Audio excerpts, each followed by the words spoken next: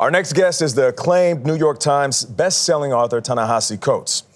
His new book, The Message, is a trio of interconnected essays that examine how the stories we tell or avoid telling can shape and even distort our reality. Why does Ta-Nehisi Coates, who I've known for a long time, read his work for a long time, very talented, smart guy, leave out so much? Why leave out that Israel is surrounded by countries that want to eliminate it? Why leave out that Israel deals with terror groups that want to eliminate it? Why not detail anything of the first and the second intifada, the cafe bombings, the bus bombings, the little kids blown to bits?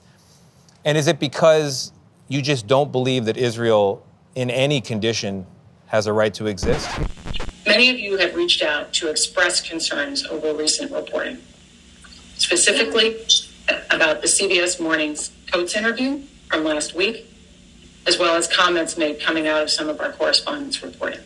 I want to thank every single one who reached out for your honesty, your transparency, and your commitment. So I want to address three things. Number one, after a review of our coverage, including the interview, it's clear there are times we have not met our editorial standards.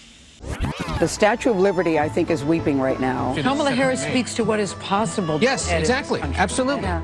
It gives me goosebumps thinking about what this really means to so many different women. Kamala's mother. But, when I hear people say, I'm going to vote for Kamala Harris because she's a black woman, she is so much more than that. She is so uniquely qualified to be president of this country. And I don't think anybody should vote for anybody because of their race, the color of their skin, or their gender. People were so mesmerized and wanted to hear everything she said that at some point you couldn't even hear a pin drop. Everybody knows you're extremely qualified. Do the American people think we should raise the minimum wage to a living wage? Yes. Yes. Senator Booker is with us now at the table. We should mention that Gayle is good friends with the senator and has supported him in the past.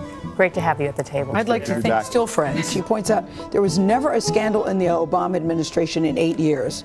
I think the biggest scandal people talked about was when he wore those tan pants. I think we have got to finally make it clear that if you work 40 hours a week in America, you know what? You should not be poor. You should not be living in poverty. How big a deal is this really? I was at an event last night, and both Democrats and Republicans were quoting Bernie Sanders saying, I'm sick and tired of hearing about your damn emails.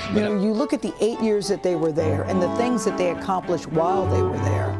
It really is extraordinary when you look back. When I look at that picture, Mr. Speaker, I have to say I don't see anybody that looks like me in terms of color or gender. This seems to be all about politics. What do you say about that? You have innocent children in Palestinians who are dying, innocent Israeli children who are dying.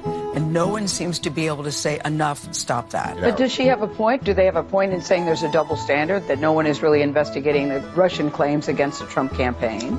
So bravo to you. It's interesting to see. Oh, you're welcome. You're welcome. We're here to sing the praises.